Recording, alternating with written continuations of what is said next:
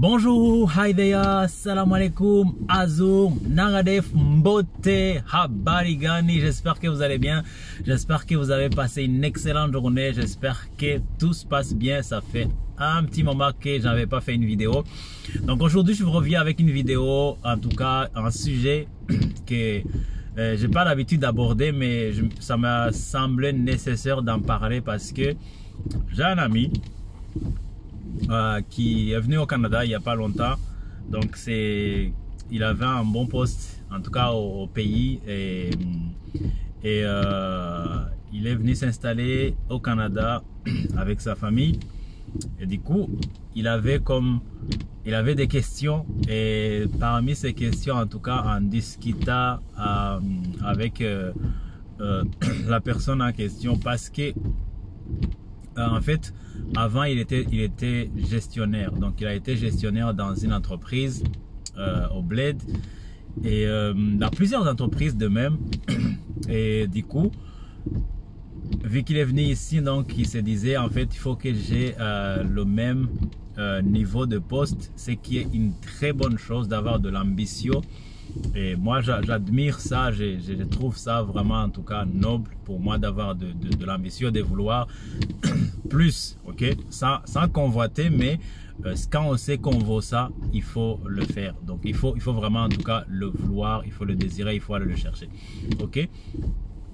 Sauf que parfois, quand on quitte un pays et quand on part dans un autre pays, et surtout quand comment je vais dire, les conditions ne sont pas les mêmes, ou bien la façon de travailler ou les postes de travail ne sont pas les mêmes forcément, les enjeux ou comment je vais dire, les tâches qu'on va vous assigner ne sont pas forcément les mêmes, donc des fois il faut un petit ajustement. Donc pourquoi j'aborde ce sujet? Parce que il y a une différence. Par exemple, dans les pays francophones, la plupart du temps, le diplôme c'est quelque chose de très important, de quelque chose qui vous préqualifie déjà à un poste que vous devez occuper. Ok, ça c'est vraiment partout, même en France. Par exemple, si vous avez un master ou si vous avez une licence, vous êtes déjà préqualifié, je dirais, pour un poste donné. Ok, quand on fait les appels, quand on lance une campagne de recrutement, déjà si vous n'avez pas un tel niveau, vous allez être éliminé automatiquement. En fait, c'est pas comme dans le système anglophone, on va vous dire d'abord qu'est-ce que vous savez faire, qu'est-ce que vous allez nous apporter. Ok, ça c'est, vous allez voir que par exemple si vous faites un CV nord-américain ou un CV canadien, vous allez voir qu'il y a une différence entre la façon dont on fait les CV dans le système francophone et la façon dont on fait un CV dans le système anglophone. Donc dans le système anglophone ou dans le système anglo-saxon en tout cas en général, les compétences sont mises en avant plus que les études. Donc ce que vous savez faire, parce que quand on vous embauche, on attend de vous que vous allez être opérationnel, que vous allez faire ce que vous avez dit de faire, ce que vous avez dit que vous êtes capable de faire dans votre CV, en tout cas vous avez transmis. Ok, donc c'est différent. Donc dans les pays francophones, j'ai déjà un master, je suis respecté, il y a un poste qui est déjà préparé pour moi en fait d'avance. Ce n'est pas comme ça que ça fonctionne. Ce n'est pas comme ça que ça fonctionne dans les pays nord-américains, en tout cas précisément au Canada. Ok, je n'ai pas encore travaillé aux États-Unis, mais au Canada je sais que c'est ça. Je vous donne un exemple concret. J'ai travaillé dans une institution financière. Mon directeur, on avait le même niveau d'études. Mais il était mon employeur, j'étais son employé. Il était mon gestionnaire, donc je dépendais de lui. En fait, c'est lui qui me donnait des ordres. Et pourtant, on avait le même niveau. Ok, le même niveau d'études, on avait le même niveau d'études, mais je n'étais pas le gestionnaire, il était le gestionnaire. Il était mon directeur de service et j'étais son salarié, son subordonné. Donc c'est comme ça que ça fonctionne. Parce qu'il avait plus d'expérience, plus de connaissances, plus d'expérience que j'en avais en fait. Ok, et il est dans ce poste parce qu'il n'est pas qualifié au niveau d'études forcément, même si c'est important, même si le niveau d'études compte quelque part, mais c'est d'abord ce qu'il est capable de faire, c'est d'abord ce qu'il est capable de produire en termes de rentabilité de l'organisation, en termes de ce qu'il est capable de dégager en termes de chiffre d'affaires pour l'organisation. Et ça, je n'étais pas capable d'apporter ce qu'il apportait au moment T, ok, à ce moment-là. Donc, revenant un peu sur mon ami, donc il a dû aller faire une maîtrise dans un autre pays, en fait, pour prétendre à un certain poste ici. Et ça, ce n'est pas garanti. Parce que vous pouvez faire tous les masters, tous les maîtrises que vous voulez. Si vous n'êtes pas capable de fournir la performance qu'on attend de vous, niet, vous n'aurez pas ce poste-là. Mais par contre, vous pouvez avoir un niveau même inférieur, vous pouvez avoir un niveau, en tout cas, par exemple, si vous voulez être directeur, par exemple, vous voulez être gestionnaire, directeur de service, par exemple, vous pouvez même avoir un bac plus 3, pas un bac plus 5, pas un bac plus 5 ni autre chose, ni MBA, mais occuper ce poste parce que vous êtes capable de le prouver, vous êtes capable de convaincre l'organisation que vous êtes capable de fournir le travail qui vous demande de fournir. Si vous êtes capable, que vous vous asseyez sur la chaise de directeur, que vous êtes capable de produire ce qu'on vous demande, vous êtes capable de fournir la qualité de travail, la qualité de travail, la qualité de performance qu'on vous demande, vous allez prétendre à ce poste et vous allez l'avoir et vous allez recevoir la même rémunération qu'une personne qui aurait peut-être un MBA une personne qui a un MBA peut demander. Si tu as un MBA et que tu n'as pas l'expérience qu'il faut, tu n'es pas capable de fournir la qualité de travail qu'on te demande, tu n'auras pas le poste en fait. C'est simple que ça en fait. Mais c'est pourquoi dans les pays nord-américains, MBA ce n'est pas un niveau d'études. Un MBA, vous allez chercher l'expérience de gestion. Vous allez, après plusieurs années de service, vous allez améliorer un peu votre leadership. Vous allez acquérir un peu plus de compétences de gestion, ce qui fera en fait augmenter votre qualité de gestionnaire, votre niveau de performance, votre qualité de gestion en fait, je dirais. Ça va vraiment augmenter votre performance, ça va augmenter forcément votre salaire aussi derrière, ok? Donc c'est vraiment quand on investit dans un MBA ici, c'est plus pour donner une bonne qualité de service et prétendre à un salaire plus supérieur parce que un MBA coûte cher et on s'entend que votre service aussi soit à la hauteur du salaire que vous allez prétendre, ok? Donc c'était pour vous dire que si vous êtes dans un pays francophone, que vous voulez venir par exemple vous établir au Canada, c'est bien d'avoir un diplôme, mais ce n'est pas tout, ça ne suffit pas.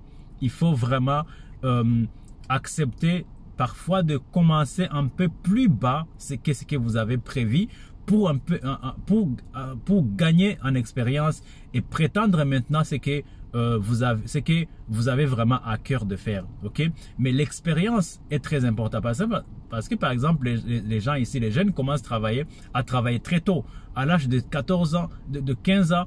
Ils sont déjà au service à la clientèle. Ils savent déjà comment dealer avec les clients. Ils savent déjà comment repousser toutes les objections dans la vente. Donc, ce n'est pas pareil comme une personne qui a fait un BTS de vente. Jamais tu n'auras pas l'expérience d'un jeune de 20 ans d'ici. Parce qu'il a déjà la vente sur toi. Il a déjà 5 ans de service devant toi. Et ces 5 ans, ça n'en vaut pas 2 ans d'études, hein, d'un BTS ou autre. Non, pas du tout. Il a plus d'expérience. Il a déjà eu beaucoup de rejets. Il a déjà participé à plusieurs réunions de coaching. Donc, il a un coup d'avance sur vous. Donc, il faut être humble. C'est ce que je voulais dire, tout simplement. Diplôme, c'est super, mais ce n'est pas suffisant. Donc, s'il vous plaît, ne néglige pas l'expérience. C'est super important. Et quand vous faites votre CV, que vous voulez venir par exemple immigrer ici, valorisez votre expérience, mettez votre expérience en avant plutôt que les années d'études, même si c'est important. Ok, je respecte vraiment ça. Alright, c'est ça, c'est ce témoignage que je voulais vous partager et vous dire, vous donner cette information pour que vous ne soyez pas choqués le jour où vous allez venir. On dit, ah, moi j'ai une maîtrise, on te dit ok, va au service à la clientèle.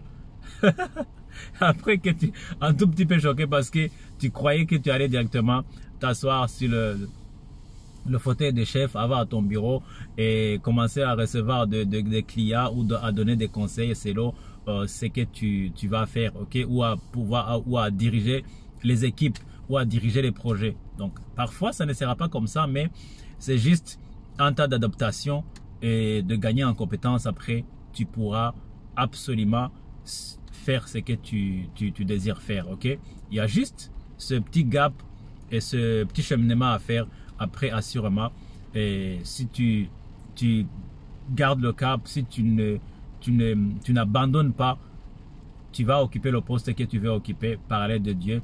C'est ça ce que je voulais tout simplement vous donner comme témoignage, parce que j'y ai pensé, je me suis dit je vais partager avec vous les gars. Je ne peux pas garder cette information, cette information pour moi, parce que je sais que la plupart d'entre vous, vous allez rencontrer ce genre de problème. Il faut savoir comment le gérer.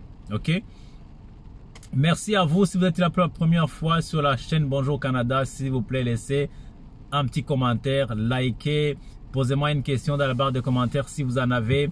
Et sinon, s'il vous plaît, abonnez-vous. Il faut que cette année-là, on continue de pousser, que plusieurs personnes puissent avoir accès aux informations que nous partageons. Et surtout,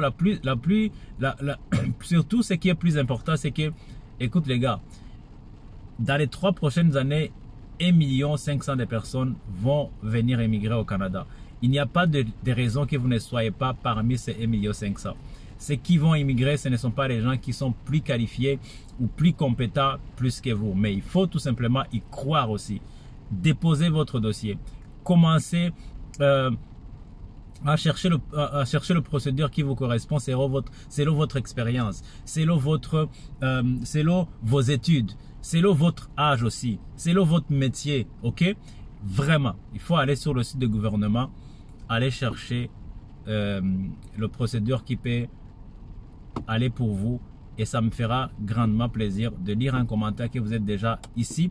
Il y a plusieurs personnes qui nous ont donné un témoignage. Je n'ai pas le droit de dire leur nom parce qu'ils ne m'ont pas autorisé à faire ça, mais qui nous envoient des courriers pour nous dire waouh, grâce à vos vidéos, en fait j'ai pu venir m'installer. Je suis au Canada, je suis à Gatineau, je suis à Ottawa, et c'est grâce à vos vidéos. En tout cas, j'espère que vous allez pouvoir partager, vous allez vous abonner. Ce n'est pas seulement pour nous, pour grandir la communauté, parce que nous ne sommes pas payés pour ça. Donc c'est juste pour que plusieurs personnes puissent avoir l'opportunité de rêver, avoir l'opportunité de concrétiser leurs rêves. Si vraiment les rêves c'est de pouvoir voyager, aller étudier, s'installer ici, travailler ou créer une entreprise, parce qu'il y a beaucoup d'opportunités aussi en termes d'entrepreneuriat. Je n'ai pas encore abordé ce sujet, mais c'est aussi quelque chose qui est vraiment accessible ici au Québec et au Canada en général. Je vous souhaite une belle journée, portez-vous bien, que Dieu vous bénisse abondamment. On se capte très prochainement. Pour ceux qui sont en France, n'oubliez pas la vidéo que j'ai fait concernant le Journée Québec. Ceux qui sont en France, ceux qui sont au Maroc, ceux qui sont en Tunisie et en Afrique subsaharienne, bientôt, bientôt les dates vont être annoncées. S'il vous plaît, allez vous inscrire. Ça ne coûte que rien. On ne vous demande pas de l'argent. C'est pour que vous puissiez avoir l'opportunité de rencontrer les recruteurs. Ok? Ciao, ciao, ciao. On est ensemble. Bye.